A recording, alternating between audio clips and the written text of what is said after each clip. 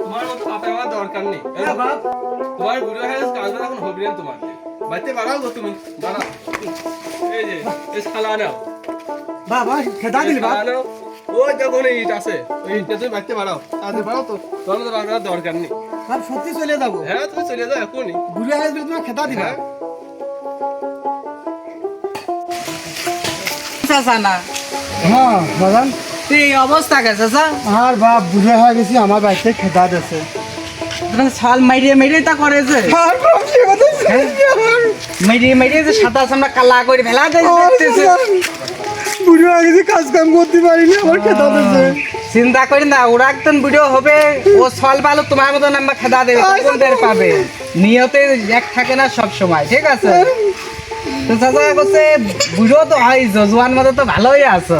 আর বাবু শেষ বয়সে আমার রসিকি কথা করতে লাগলি। বলছে ওই আমার একটা শাওরি আছে, বুঝতে পারো তো। তাই তো ভাবতে যে তোমার থাকার জায়গা না, আমার শাওরেরও কেউ নেই।